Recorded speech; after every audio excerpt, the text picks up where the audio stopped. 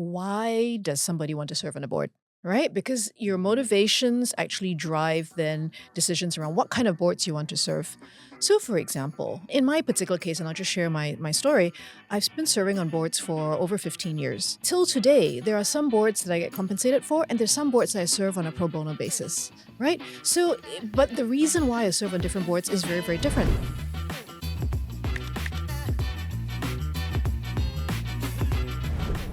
Welcome back to Chills with TFC. I'm your host Reggie, aka your Chief Financial Coconut, and today is a interesting topic. I would say a little bit not conventional in a personal finance investing category. But I met some people while we were at Adrian's book launch, right? No More Bosses, and I was like, oh, this is an interesting topic. Why isn't anybody talking about it? So today we're going to talk about directorship, right? Board of directors. What do they do? Is it good money? How do you get there? And all the good stuff, right? So joining me is Suyen and Terence. For our audience that don't know you, would you like to introduce yourself? Sure. Hi, everyone. My name is Wong, and I am an experienced board chair, board director, previously and had a corporate career, and would love to dive into some of the questions that you have today. How many boards are you on? Just for this, because if you follow her LinkedIn, right, the very long list. So yeah. On a private board in the US and also the board of a educational institution, James Cook University in Australia, and 3 listed boards in Singapore. So Lisco board make good money, right? We'll get to that later. yes. Don't jump the gun. Yes, Don't jump the That's gun. the juicy part. That's the juicy part. That's what people think. Yeah. We'll get there. We'll get there. Yes. Terence, introduce yourself. My name is Terence. I'm the CEO for Singapore Institute of Directors. So maybe just quickly add that Su Yan was the immediate past chair of SID. Yeah, No we have to stress, put it. no pressure. No, completely no pressure. She's already past chair right now. No pressure. But I thought in the spirit of full disclosure, Yes, right, yes. just to make Transparency, sure that, because very clearly important. she has to be very biased and supportive of SID, right? So what happens at SID? What do you do? What do y'all do? Yeah, give our audience a little bit of understanding there. SID, Singapore Institute of Directors, I think our vision is that every director is a champion of good governance. What that really means, if you unpack that, as a champion, it means that I have the knowledge of what it means to be a director and what good governance look like. I'm skillful to carry out my duties as a director. And not only that, but I'm championing it. I'm advocating for good governance, for good directorship. So that is our vision. So we want every director in Singapore to be a champion of good governance. And what is good governance? How do you define good governance? Maybe we start with what is the role of the director. Okay. So one way to look at it is who is the one who's actually driving the day-to-day business. That's the role of the management or the CEO, not the board or the director. So the director, think of them as a custodian, think of them as the stewards, right? So one of the fun phrases that we like to use a lot is conform, perform. So if I'm a board director, then my main role is to ensure that my company preserves its value, but not only that, it enhances its value. So today, if it's worth $10 million, hopefully tomorrow it's worth $20 million. So it's not only preserving it, you don't want it to erode, but you want the value of your organization to also grow. So in order to do that, there has to be governance. So governance, therefore, means that I need to have the right people, I need to have the right systems, I need to have the right processes all in place so that me, who is not in the driver's seat, because the CEO is the driver in the driver's seat doing the day-to-day running, but I'm the board, I'm ultimately responsible for everything that goes on in the business, I can ensure that there's oversight. So that's the meaning of good governance. So maybe add 2 things to that. So basically, I had gone through a very comprehensive review. I would say number 1 is that the purpose of a board is to ensure that you've got checks and balances, right? So it's not just about management kind of going off and doing its own thing, but there are a diversity of views, diversity of perspectives, so that you can actually have the check and balance. Second also is that good governance is applicable for any organization. It's typically thought of in the company setting, but actually if you're a nonprofit organization, if you're an association, if you're a private company, family company, governance is also important.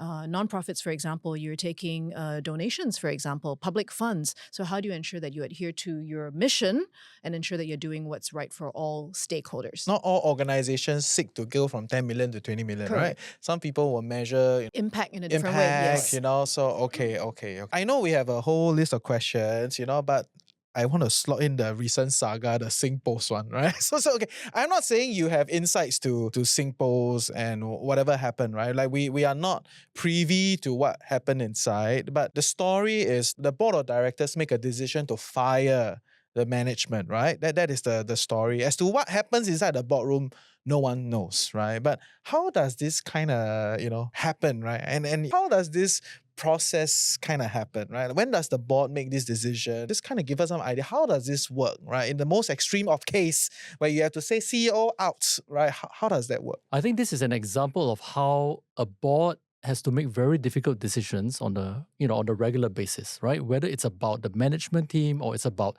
going to a merger and acquisition situation, or it's about expanding, or it's about decarbonizing, or going on a sustainability. So the board has to make a very complicated decisions on a very regular basis, and that's why they're there, right? When you read papers and you realize, oh, this is what's reported and so on and so forth, I like to think that it's usually the outcome of a pretty intense decision-making process. Because typically boards don't just wake up one morning and say, you know what, I think I'm just gonna do something, right? So I would like to think that most boards will go through a really intense debate, provided it's obviously a very effective board. So then the conversations becomes very robust before they make any kind of decisions. And a lot of times when you look at news that comes out, typically they come from listed companies, simply because as good governance, listed companies have to abide by the rules set by SGX, and disclosure is a very key part of that. Right? Which means that anything that happens within the company, especially if it's going to impact investors' confidence and the share prices, exactly. So that's part of the process that I think most boards will go through, regardless of what kind of saga or scandals you like to think it is. To add to that, one of the key roles of a board is actually selecting and managing management, right? So this is actually a normal routine part of a board's responsibility, which is selecting CEO, selecting the key management team, and also identifying the performance measures and tracking the performance against those measures to see whether they're actually doing what they're supposed to be doing. So this is actually core to a board's role. It's central. The other thing I would say is that actually in most organizations, there is a need to look at on a regular basis how you think about what type of management and team that you need moving forward. Succession planning, I guess that would be the watchword, right? So you would typically be looking at, for example, where is the organization headed? I'm intentionally using organization rather than company because it could apply it could to be any for anything, right? organization. Yes. And that really has to do with, well, where are we headed next? So for example, if you're in the B2B space and you're going to extend into the B2C space, maybe in the future you might need somebody with a different set of capabilities. Maybe currently a domestic organization, you're moving into a global space, you might need people with different capabilities.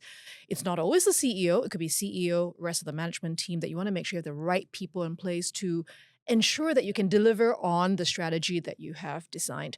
So number one, fundamental to boards responsibly. And number two, this actually happens on a regular basis at all organizations. So maybe the catchphrase to use really is about fit for purpose, right? So this applies to most things, right? So is the management team fit for purpose? Is even the board composition, is it fit for purpose? Is it helping the organization go to the next 30 years, 50 years? Because you're looking at long term. So from a function point of view, just want to push another question. Like, does the board also approve budgets? Yes. Because so the board approves people to senior appointments, right? Until some level, right? You cannot approve everyone, right? Of course, yes. Right? So Senior senior management level, right? So probably C and above, you will approve that, and then they will come together with a strategy, and then they will ask for the budgets. They come back to you, and you have to sign off. Yes. Or the chairman have to sign off on behalf of the board. The board signs off. Okay. And actually, if you think about the sequence, it is, first of all, what's the strategy of the organization? Where are you headed? In order to get there, what are the people and the team and the resources and the infrastructure, all of the things that you need to, of course, people are a critical component, but there are other aspects as well, right? To be able to deliver on that strategy. And what then are the tangible metrics of whether you're actually making progress towards that strategic end? So budgets, and then later managing and monitoring performance. Yeah, and then mapping to that would be all your frameworks for internal controls. Which is why we talk about budget, right? Because otherwise the CEO can decide that he's going to spend all the money in the bank, for example, or does he even have the courage to expense, because where is the guidelines, and also how do you ensure that there's no fraud, there's no embezzlement, there's no, so that's all the Suyen's point, right? The checks and balances. So on the one hand, you have that strategy, the budgeting and so on and so forth, and on a complementary side, then what are the control measures that you have in place to ensure that the organization really is sticking to the straight and narrow? Because at the end of the day, you are trying to deliver value to the stakeholders. You want to make sure that the organization is going to be around for a long time, Yeah. right? And doing what it's meant to be doing, Yeah. right? That's why you're And here, right? That's why we are here. It's always what you're trying to accomplish and how you're going to accomplish it, right? Because it's one thing to say, oh, we're going to have this particular financial target, but then how do you ensure that management doesn't have the wrong incentives to only index on that, but along the way, perhaps destroy value in other ways, cutting corners, paying bribes, taking undue risks, right? On the other hand, if you don't take any risks, then you probably don't grow. Right. And then if you don't grow, then how sustainable is that business really? I feel like you have a lot of stories to tell, balance.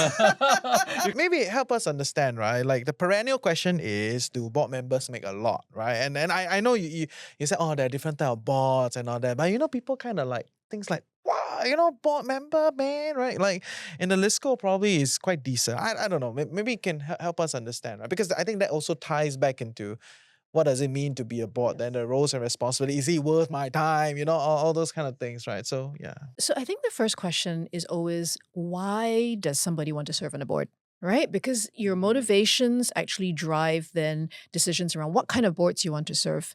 So for example, in my particular case, and I'll just share my story, I've been serving on boards for over 15 years. Till today, there are some boards that I get compensated for, and there's some boards that I serve on a pro bono basis, right? So, but the reason why I serve on different boards is very, very different. So for example, I serve on the boards of a number of different charities to support the growth of those organizations, but also the way that they can serve the beneficiaries. So that's meaningful to me. And I think all of us do want to do things that have impact, that have meaning, right? So that's one element.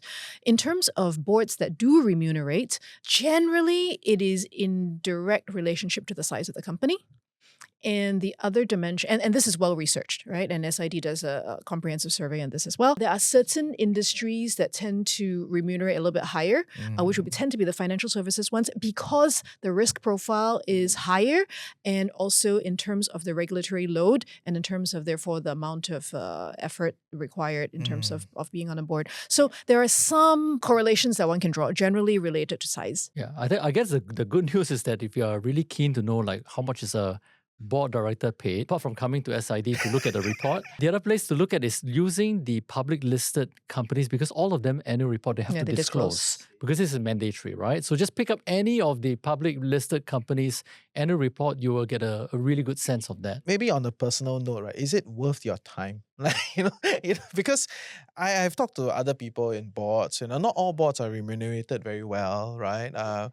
But no less intense, right? The type of research that you gotta put your hours in, and setting KPIs is a very difficult one, right? So there's a lot of all these other aspects, and of course from what I understand, there are certain technical roles also in the board because it's different type. So before we go there, honest point of view, worth your time? Is it worth it, right? Or at least maybe you sound like you're more on the like, okay, it's not bad, right? But from the people around you, all the board, what do you think? Is it worth it? I think if somebody is looking at this purely from a financial perspective, an executive role will remunerate far better than board roles for the most part, right? So especially in the listed companies. Yeah, exactly. So if you're going to compare like for like, right? Executive role versus non-executive. However, I would also say that, again, there are lots of different reasons why people choose to be on boards. For me, I like to join boards that are going through transformation.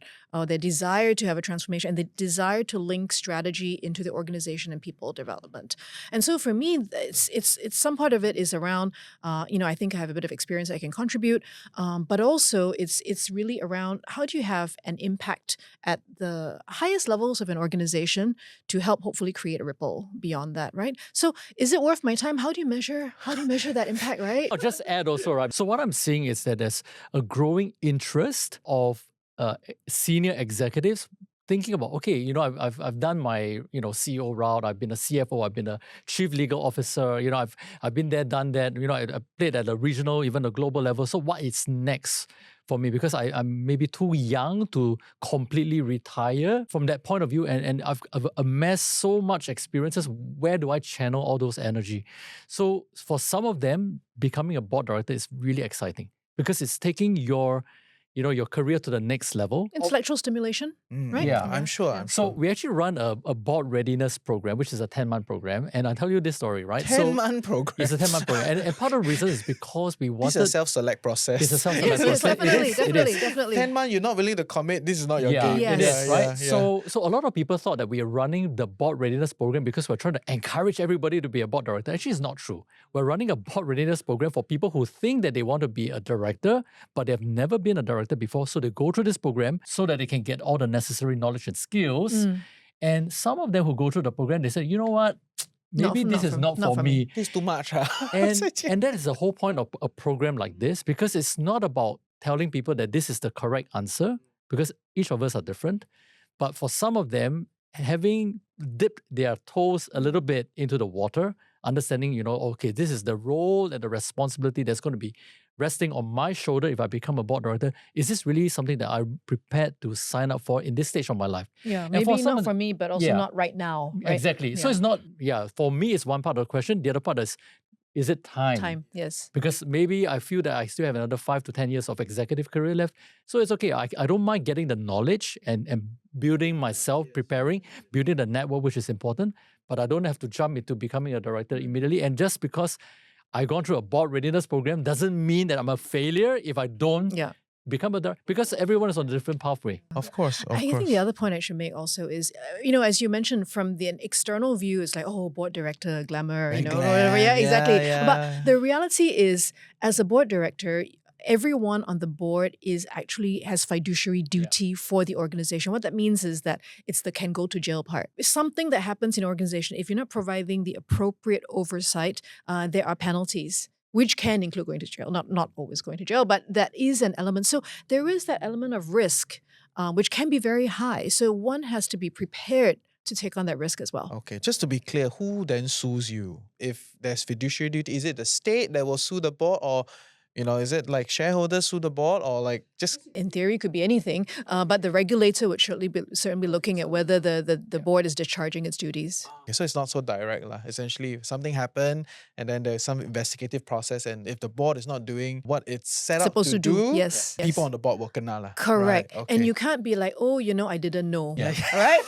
That's not a defense. Not a defense. That's not a defense. This is why we are very serious about what we do at SID, because there's a lot of people who became directors without us telling them you should be a director, right? But they're already directors, but we want to make sure that, okay, now that you're a director, great, but do you know what you're doing? Is it that great? Right. Well, make sure that you are equipped with the right skills. Of It's a little course, bit like, I do like to use the analogy of driving a car, right? You want to drive a car, you should get a driver's license. If you don't get a driver's license, you could get into a really bad accident. You could kill yourself, you could kill somebody. Don't do that, right? So go learn what it takes, learn the highway code, go get practical experience, learn how to drive, right? So very similar. And just now you were talking about a lot of senior execs, joining SID, just explore whether they can be a director.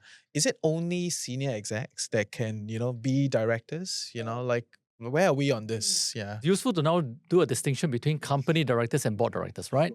So company directors, if you're looking at commercial companies, for example, the moment you go to ACRA and register a company, you are a company director and you need to abide by the Company Act. Okay? Even if your company only has 2 people. Now, obviously, when we talk about board director, we're referring to a slightly bigger company usually, because then you have the independent directors and so on and so forth. So that's a group of directors coming together, they form the board, for example. So this is the distinction that you need to draw. So because your question is it only senior execs? Then the answer is it really depends. Because if you are looking at a board who is thinking about the next 20 to 30 to 50 years of the organization, and they're thinking, we need to constitute our board. We need to have the right kind of people in our board because we want that diversity in the board.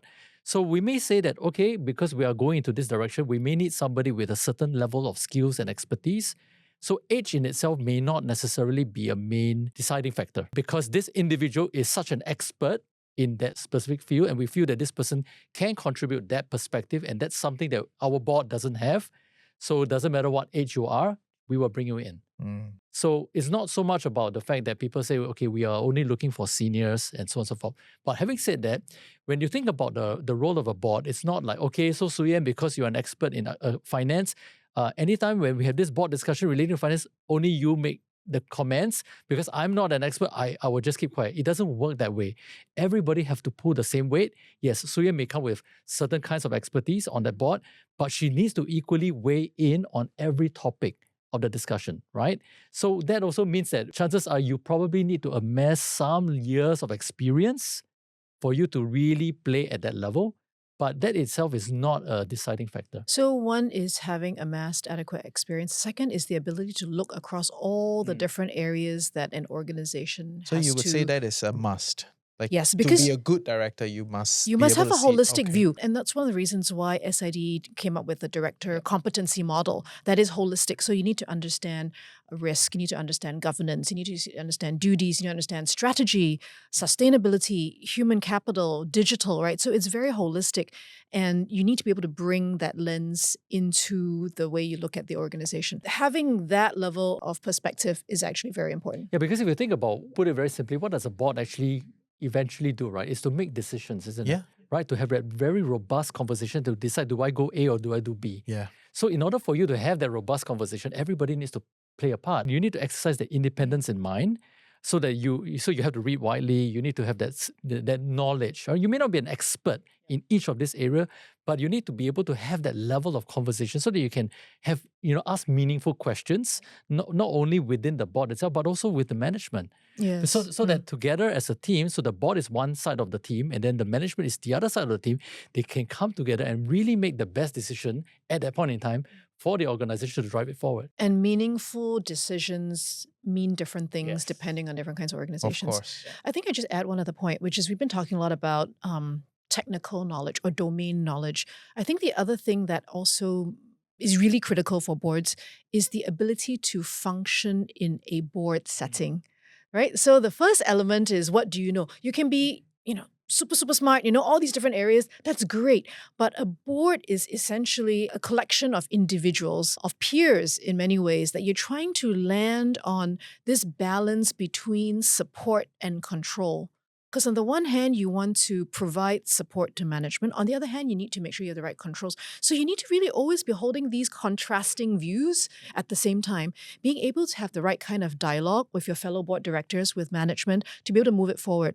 Let's say you're a person that tone deaf, for example, okay, cannot read the room, Yeah. right? Very direct. Yeah. So how do you actually persuade, influence, convince, facilitate, moderate the kinds of difficult issues that come up? And particularly when they're difficult, that's when you actually need to be able to present a contrary voice, for example, right? That's when you need to be able to figure out how you come to a landing as a board. And that requires everyone to be able to manage those dynamics. But it does sound like a very big ask if I were just a board of like, I don't know, badminton association or something, right? You know what I mean, right? So if there is a whole spectrum to boards, right? Like I think that I would the actually descrip- challenge yeah. that idea, right? Yeah. Because I Help think a me- lot help of us understand, right? I think some people may have the misperception that only commercial boards are very serious.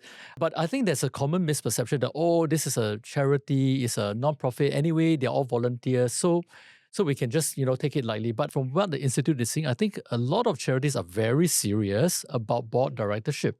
The volunteers are very serious about the role that they play. So I think it's time to recognize the fact that nonprofits and charities are not playing any lesser when it comes to board directorship. They're not any less serious. They're not any less, when it comes to their roles and responsibility. And also because I think the Commissioner of Charities office are doing a great job. Just in a couple of years, they've kind of like launched a new set of the Code of Corporate Governance for Charities, right? Again, setting the standards, raising the bar, simply because charities depend a lot on donations, which means that trust from your donors cannot be broken. So trust will be broken if there's no governance. Yeah. And that's why the boards are taking a very serious view on, their own personal roles, as well as the board is performing and how the charity is being run. I think the other thing to keep in mind is that the profession of directorship is also evolving. So some of the listeners may be thinking, oh, being a director is my retirement job. After I retire, I want something easier. And is this a good path to take? I mean, it's Yeah, it's yeah. an It's a valid- understandable it's a question. It's a valid valid question, very valid. question. And I think that if you look at how governance is evolving in the Singapore landscape, it's really about ratcheting up the level of professionalism. And this has been evolving over the years. The first wave in terms of that professionalism was really obviously started with the corporate listed companies to begin with. But what, as Terence has said, is really filtering through to all organizations, ensuring that we have strong boards with people that are engaged. They're not just going to go in and rubber stamp. They're not going to let stuff slide through, but really take their role seriously. Because, we all know we're living in a very dynamic environment. And in a dynamic environment, how do you ensure that the organization continues to thrive? Yeah. A really critical question. So you have very existential issues, in fact, that boards need to deal with. On the point that the professionalism level is heading up, and directors themselves are beginning to look at. I think a lot of them are already looking at directorship as very very serious and all. They should lah. They should. You should be Yeah, yeah. responsible. Hey, welcome to the Financial Coconut Podcast Network. I'm your host, Reggie, aka your Chief Financial Coconut. And if you're loving what we're creating here, like, share, subscribe, share with your loved ones, comment in the comment section below. And yeah, we'll see you for great content on Chills with TFC. From a pathway perspective, right? Because at this point in time, it still sounds like, okay, you got to perform at the executive or management level up to a certain level, then you transit into like boards, right? That's kind of like where it is, right? You must execute very well, then you go into the boards, right? Or is there a pathway where you join a smaller board and then from a board you go to a bigger board and then a bigger board? So it's a different pathway, right? It is, exactly. Yeah. So I think you raised a really good point. Don't think of it as a continuum, right? It's not the executive and then transit, but actually think about professional directorship as a pathway onto its own, right? Which is you need to learn what's involved, you need to get experience, and you move from experience. And as with all experience, right, we start with something a little bit more manageable, we move into more complex situations, maybe move into global situations, and that's how we build our experience portfolio in terms of seeing lots of different situations. And the other thing I would say is that it can be done in parallel with an executive career, subject, of course, to any restrictions that an organization might place on an individual. No, there are a lot of Liscos that CEO sits on the board of a non-compete. Like do something else to share their perspective. So there's a lot of those things. Actually, you raise another really great point, which is that what are the skills needed? And you mentioned marketing, for example. I think historically, when you think about how the sort of governance profession has evolved in the initial stage, you're really thinking about more of the conformance part, right? Terence mentioned the conformance part, which means that you think about legal professionals, you think about accounting professionals and so forth. But the world that we live in does require that we have people who understand people, how to manage and transform the organization, the culture perhaps, communications, marketing, sustainability, lots of different new aspects that actually constitute effective board or crisis management or moving into different geographic markets, for example. Or maybe your customer base is very young. Then do you need somebody who represents that voice, the zeitgeist, right? Which is why it goes back to, is your board constituted to be fit for purpose, right? So you don't bring people in just because they have the glowing CV. You need to ask yourself, what do you need? Where is At this point in time. What is the strategy of your organization? Where are you going? And therefore, do you have the right people at that level to ask all the right questions to make sure they stay at it? Maybe help us understand the makeup of a board, right? Because I think we touch a little bit on like, okay, the different roles, all that. So then, I mean, for people that are not in this thing, you hear things like, oh, there's a chairman, there's a independent, there's a non-executive, I don't know even whether I'm throwing out the right words, right? Kind of walk us through like, what is this structure? Who reports to who, or how does this thing work, and what are the common, because I'm sure different boards are slightly different. So like, what are the common roles, in a board? Yeah. Okay, so maybe we use the listed company as an example because usually that it's kind In of some like ways, everybody is modeling after them, yeah, it's right? modeling because simply Okay. because if you're a private organization, you don't have disclosures, right? You don't have to do public disclosures, and therefore, you can pretty much decide how you want to constitute your board. But if you are on a public listed board, then obviously there are certain guidelines that you need to follow. So it's very typical that you should have a chairperson, and then you have different types of committee. So common committee will be the audit and risk committee, right? Risk is another one. You have a nominating committee, which then looks at nominations, compensations, remunerations of the C-level, for example. Board risk committee, audit. If I think about maybe a framework, right, you have what's known as executive and non-executive directors. So an executive director is somebody who also holds a role in the organization. yeah. CEO, for example, could be on the board, but the CEO is involved in the company. So that's executive, right? Whereas somebody who is not involved in the operations of the company, that'd be a non-executive director. Okay, the next distinction is independent versus non-independent, right? An independent director is somebody who has nothing to do with the organization. Non-independent means somebody who is related. So, for example, somebody who is in executive management is non-independent, but also major shareholder. Major shareholder who's not involved is also a non-independent director. So you have these different dimensions. And then as Terence said, you've got chair, you've got directors, and then you typically will have different committees that are formed by different constitutions of And we're beginning directors. to see also some boards having like sustainability committee, for example. So again, why Sounds like all getting this? a harder job.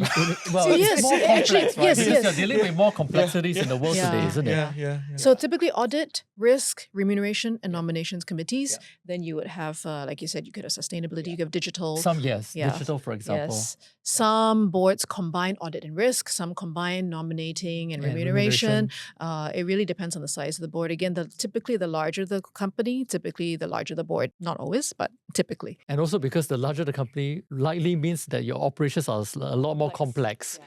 And that's the reason why the kind of conversations you have at the board could be more sophisticated. Maybe paint us a little bit of a picture of like how does this workflow goes, right? Like from the board to the management to the decision-making process, the discussion, how long does it take? Give our audience a little bit more color. It's like, this is how much it takes to approve the people, approve the budgets, get things rolling, so that people can like check, like, is this what I want? I'm a bit concerned that, people will not sign up after the end of the discussion. But to be fair, that is a self-select process, right? So that is what you want also, right? That's why there's a 10-month program. But yeah, please share with us, what does it take? The research, all those things, yeah. Typically, a board will have a board meeting cadence. Quarterly meetings are not uncommon, right? But I think a lot of work also happens in between board meetings. So that's point one. Number two, committees also have committee meetings, right? So you have a main board meeting where everyone's involved, then you have committee meetings. So back to the point about the work that happens in between the meetings. For example, one of the key aspects is how do you ensure that management and the board are aligned? This is a huge priority.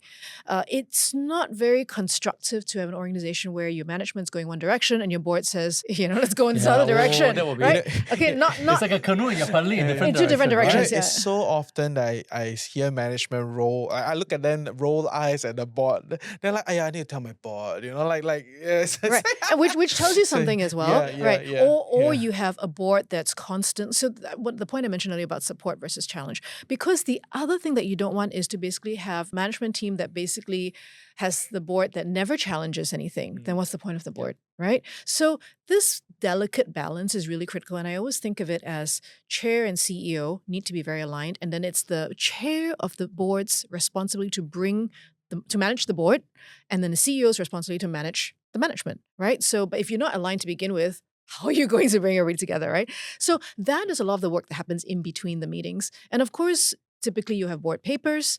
You'll be expected to review and read the papers ahead of time. Different boards have a different flavor, very often determined by the tone that the chair sets in terms of what do you focus the agenda on, right? And same for the committees. Each committee will have a committee chair. So, what is the agenda for the remuneration committee? What's the agenda for the audit committee? And that follows a typical annual cycle. So 4 annual board meetings, typically, sometimes 6. And then the Your committee reaction meetings. has so much stories. It's like, sometimes a lot. No, okay. I should also add that that is assuming routine.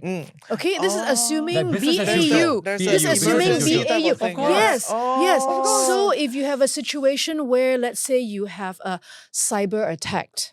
Okay, cyber attack. Let's say you have a product recall. Let's say you have a activist shareholder. Or maybe a Let's whistleblowing say case, a for whistleblowing example. case, or maybe let's say your CEO, got hit by a bus, whatever. There could be a lot of different reasons where all of a sudden it's no longer BAU. Right now, you have to really go into next gear of urgent.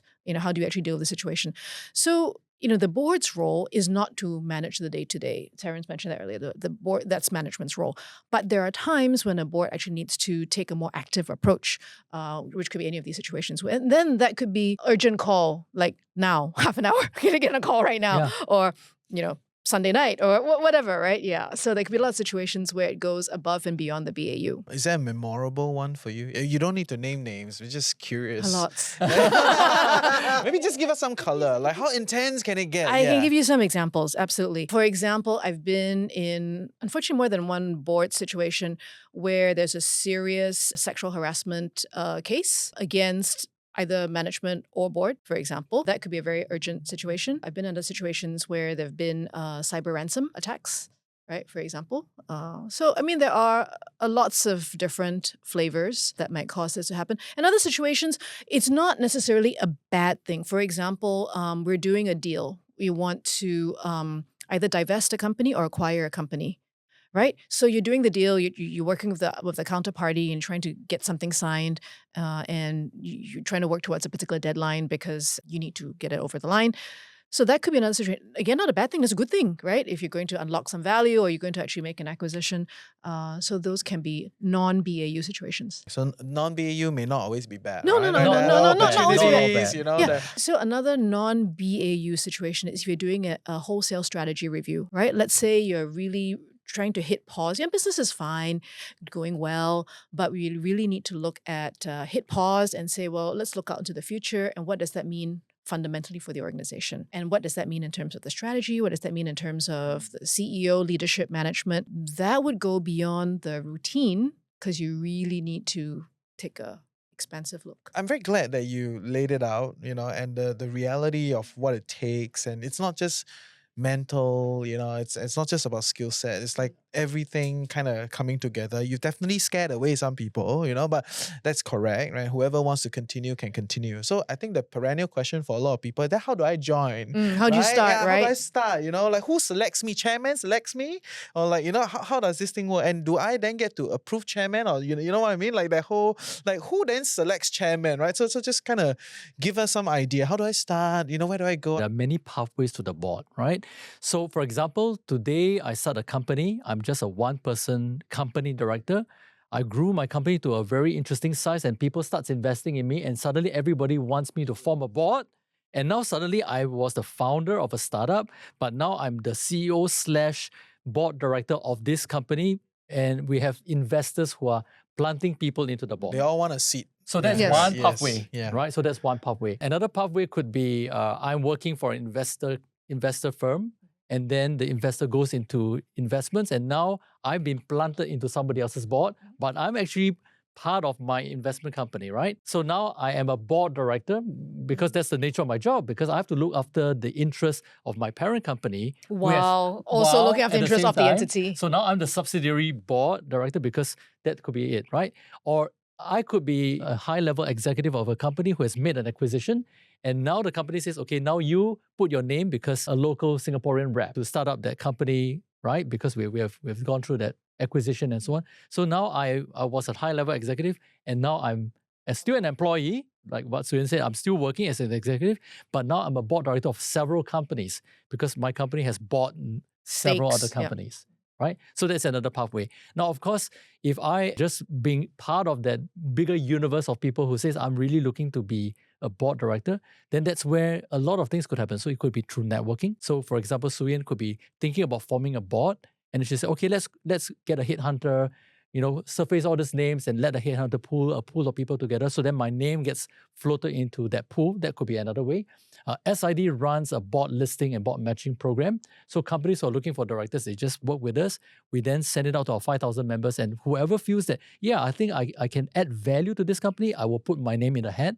And then that's another pathway to get there. So there's so many pathways. When you look at it from a company perspective, the first starting point ought to be, what are we trying to do, and therefore what do we need? The second step would then be, okay, I have an existing board, right? Let's assume you have an existing board. On this existing board, these are the skills and experience that I have already, and here are the gaps vis-a-vis what I need, right? Then I say, okay, based on what I need, now let me go and identify potential candidates who might have the ability to fill these gaps. So that's from the company perspective. From the individual perspective, we've already talked a lot about how do you acquire the skills and expertise, go through a program, develop the knowledge, and then start building experience. Very often you can build experience on different types of companies. You could be on a school board, you could be a charity board, you could be on a startup board, you could be on an advisory board. There are lots of different ways to start getting experience as a non-executive. Because I think one of the distinctions that is actually quite difficult is to go from management to board. Management, you are doing.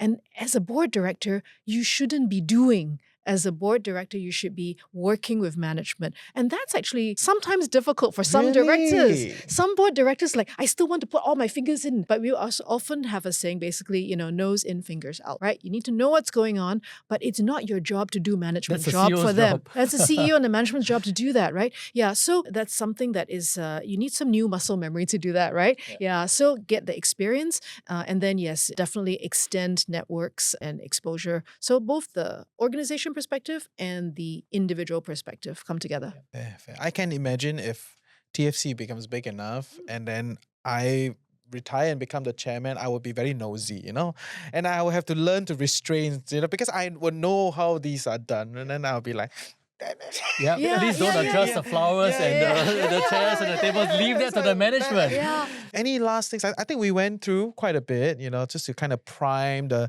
audience out there. They have different pathways. You can move up the exec and then convert, or you could, be a board or smaller organization, move up, and then the whole thing, right? Just, I think there's no resume sending. It's a little bit more of a smaller circle that you kind of have to participate in, get to know people, and people got to know you, and then kind of go from there. That may be true in the past. Now also need resume sending. Yes. Okay. So when you talk about a board CV and there's a executive, board CV. of course, you Yes, have to write yes. it differently, right? So Okay, even okay. some of the things, like for example, if I'm really looking to be a board, for example, right, and assuming I've retired from my executive role and I'm just thinking about really focusing on becoming, I mean, even need to change the way I write on my LinkedIn. For example, what do I post on LinkedIn, right? So am I commenting like a board director? Because people are always looking. From the board perspective. Yeah, what's the board Exactly. lens? Yeah. Right? So it's not so much about joining as a small circle. And that's why SID is here, because we are precisely helping companies expand their pool. Because companies are beginning to realize that actually, why are we only looking here? Why don't we look here? So by growing and being part of that bigger network, that's where you are growing your personal network. That's one, while we are championing for companies to widen their search. Thank you. I appreciate your time. Maybe last question in closing, just to give our middle upper class working professionals doing the corporate grind, a word of advice, I mean, you've shared a lot, right? But any last words for them if they're exploring, this board path, whether is it because they are bored or, they want to retire on it, doesn't matter, right? Just give us some The key thing is just to start anyway. So I would say that if you are already a senior executive or you're at that level, there's no harm in exploring that path. You don't have to commit to wanting to do it because it may not be the right time for you. You may not have the right Level of experience or knowledge, but it's always useful to start because that's where you're building yourself up. And speaking from a management point of view, I think it's extremely useful for me to understand how boards think, right? So being together with board directors, because maybe I need to make a sales pitch to my client and usually I may face the board. So what are they looking at, right? Or maybe I have to interface with my own company's board, for example. So being part of that ecosystem, understanding what is directorship, what is governance, how do board directors think, I think it's going to be very, very useful, even to senior executives who may not even want to be a director one day. And that's okay. It's helpful to think about board directorship as a journey. Mm. right? And a journey, by definition, takes time to unfold. It can be a very impactful journey because as part of that process, you're working with an organization. Organizations have a purpose of some sort, right? To actually shape that purpose and see that purpose come to life. And when you think about any organization, it ultimately affects people, it affects the organization, and it affects society at large. And as a board director, you have the opportunity to actually shape and see that through and make that happen. So it can be an extremely impactful and fulfilling journey. I mean, you walk the talk, right? You're everywhere. You've done so many things. So yeah, thank you for spending time with us. Thank you. Thank you, Reggie. If our audience would like to connect, they can always search for you. Yes. SID on LinkedIn, right? So thank you for your time. In closing, I would like to just give a last shout out to thefinancialcoconut.com. Head over there and put your email so that you get updated on our events and latest episodes. So yes, with that, that's all for today. We'll see you next week. Bye.